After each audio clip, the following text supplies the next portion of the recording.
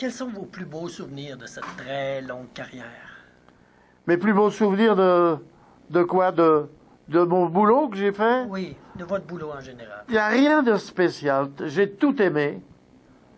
Je n'ai aucun choix. J'étais tellement d'accord avec ce que j'ai fait. J'ai tellement donné tout ce que je pouvais que je vois pas ce que j'aimerais le mieux, ce qui a fait le plus de succès ou qui a pas fait de succès. Je m'en fous. J'ai fait mon travail d'une façon, un travail extraordinaire. Je remercie le ciel, puis le ciel et l'enfer de m'avoir permis de faire tout ce que j'ai fait. Et je remercie le Québec de m'avoir permis de m'embarquer dans cette histoire théâtrale, parce que quand je suis arrivé ici, je connaissais absolument rien, de rien. J'avais fait des petites séances en France pour des orphelins ou comme amateur. Puis j'ai fait quoi, 4 ans avec les Compagnons de la Chanson. Vous savez, les Compagnons de la Chanson, c'est un chœur, c'est une chorale. Mais vous aviez vraiment un talent inné, justement, Pardon? vous aviez vraiment un talent inné pour raconter des histoires. Je sais pas, c'est parce que... Capter l'attention des enfants. Oui, petit, je jouais tout le temps. Et j'ai continué à jouer toute ma vie. Et je me suis dit, faut que je me trouve quelque chose que j'existe à l'intérieur d'un théâtre. Et c'est en allant aussi à la messe que j'ai découvert ce qu'était le théâtre. Ah oui. Parce que pour moi, la messe, avec la décoration, les décors, le curé déguisé, le bedeau avec un costume spécial, les enfants de chœur, l'orgue, et tout ça me fascinait. Mais je me dis, c'est du théâtre. Oui, et je pense que mes premières vocations viennent de là, viennent de l'église. Ah, absolument. Dans le fond, c'est un peu... Évidemment, le malheur, c'est que c'était toujours le même scénario.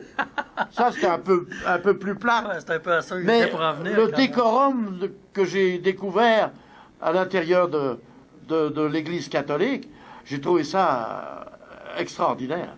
Oui. Extraordinaire. Puis après, ma foi, avec les compagnons, j'ai vu beaucoup de spectacles. Donc, je suis resté dans le spectacle tout le temps. Et à un moment donné, quand je suis arrivé à Montréal, j'ai eu la chance d'avoir un copain. J'étais chez Archambault à vendre des disques. Puis cet ami a dit au directeur des loisirs, qui s'appelait Claude Robillard, « Oh, j'ai un copain français qui s'ennuie chez Archambault, là. Il n'en peut plus, il va faire une dépression. T'aurais pas quelque chose pour lui? » Et c'est là que Robillard lui a dit, « Ben si, j'ai besoin d'un présentateur pour une roulotte que je suis en train de construire pour faire chanter les enfants dessus. » Oui. Puis... Alors, je devais être un espèce d'animateur pour les enfants, de les faire monter sur la roulotte, qui chantent, qui récitent, qui fassent une petite danse, puis qui redescendent. C'est tout ce que c'était. Mais j'ai dit, je vais m'emmerder au bout d'un moment donné avec ça. Tu sais? Alors j'ai dit au patron, j'ai dit, écoutez, si je vais y penser, je voudrais vous proposer autre chose. Si je pouvais avoir une petite équipe avec laquelle je pourrais monter des petites pièces, et puis intercaler ça avec les spectacles des enfants, ça serait vraiment plus intéressant pour les adultes. Et c'est comme ça que la roulotte, le spectacle de la roulotte est né. Et là, la roulotte m'a emmené vers la télévision.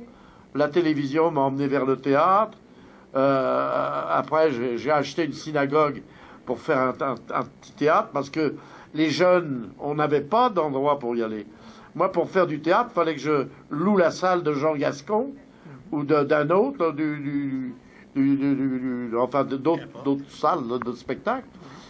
Et c'est Yvon Deschamps qui m'a mis cette idée dans la tête. Pourquoi on n'aurait pas notre théâtre à nous? Je comprends, il n'y avait pas une scène, lui.